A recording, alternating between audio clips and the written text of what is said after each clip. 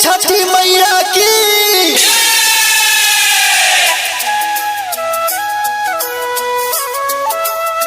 Presented by King Hindustani.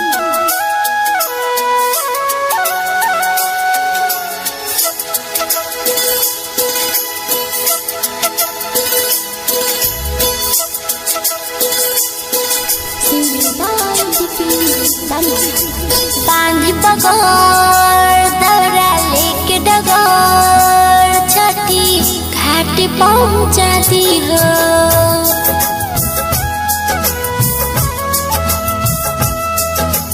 बांधी पगोर दौरा लेके डगोर छठी घाट पहुँचाती हो।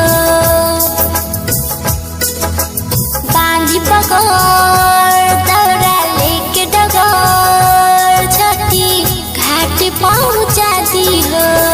पहुँचा दे हब भौजी छठी घाट डालिया, हमरो ले मांगी लिहा छठी माई से मनिया हाली सेटिंग करा दी हो।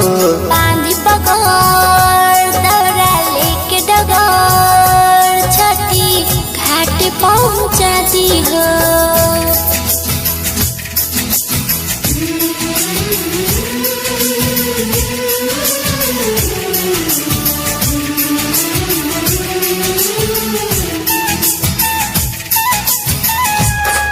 Recording studio जलकौरा।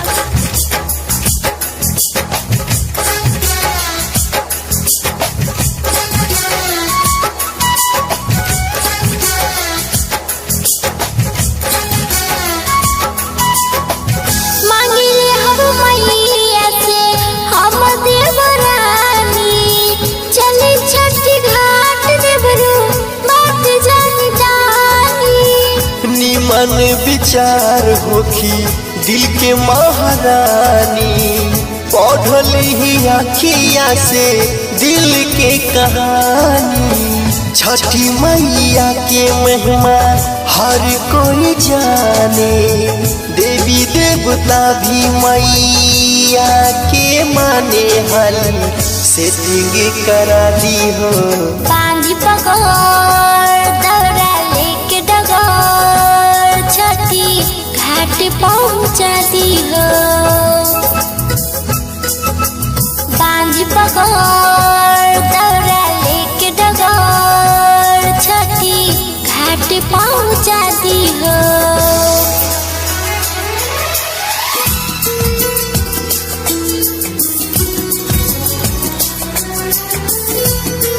Recording studio जलकौरा।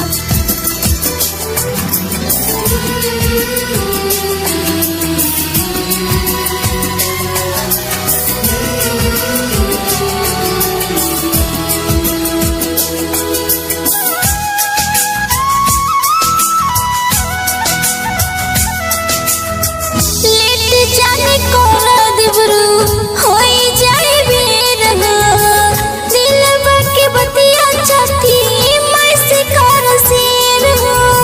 छठी मैया हमरो पे कृपा करीना, जिंदगी में दो चार पल के खुशियाँ भरीना।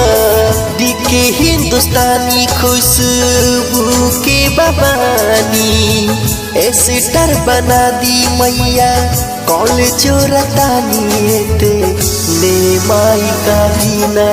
बांधी पगोर दौरा लेके डगोर छठी घाट पहुँचाती हो। बांधी पगोर दौरा लेके डगोर छठी घाट पहुँचाती हो।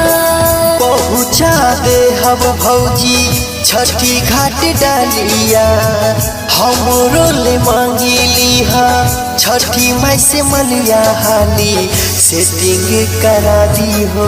बांधी पगोर दौरा लेके डगोर छठी घाट पहुँचाती